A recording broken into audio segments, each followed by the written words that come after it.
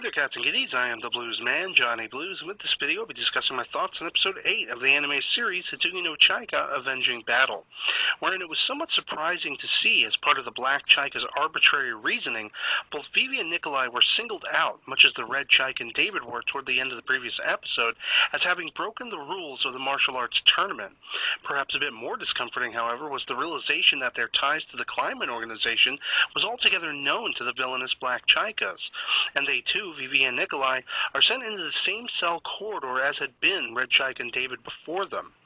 On the outside, we see White Chaika and Toru making the best effort they can muster on the farcical rope bridge segment of the tournament, upon the completion of which they too are accosted by the armored knights of the kingdom and proclaimed to have also broken the rules, as two of their group, Akari and Frederica, as it were, have made attempts to get into the castle seeking to steal the remains of Arthur Gaz, as was their mission last episode. Only as we catch up with them do we find once they've made the ascension up to the top of one of the towering spires of the kingdom, are they attacked by a room full of Chaikas, each one representing a color of the rainbow, all potentially clones, all certainly lethal, only just breaking away from them by the skin of their teeth. But if we thought Akari and Frederica were at all in the clear by that point, we were well mistaken, as around another of the many twists and turns in the winding castle floors do the two ladies walk right into a trap laid by Toru and Akari's former mentor, Shin Akira. Frederica's shape-shifting dragoon abilities having been rendered moot by binding spells cast at her.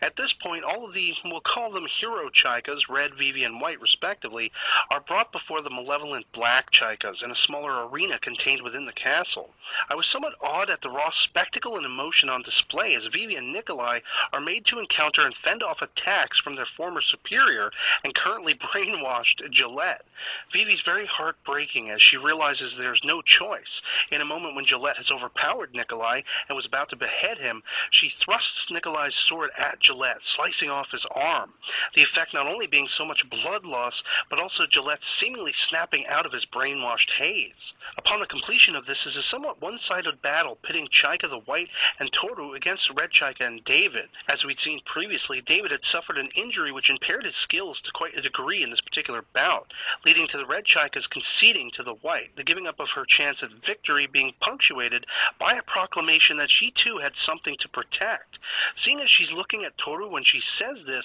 we might infer that she means her feelings toward him, but it might just as well be David she's actively protecting. It could be taken either way, frankly. Amidst all of this, there's a point when Leonardo of the Gillette crew manages to sneak into the dungeon cells and help the captured twosome of their group, only to meet one of King Hartkin's former retainers, whom too is being held in the dungeon.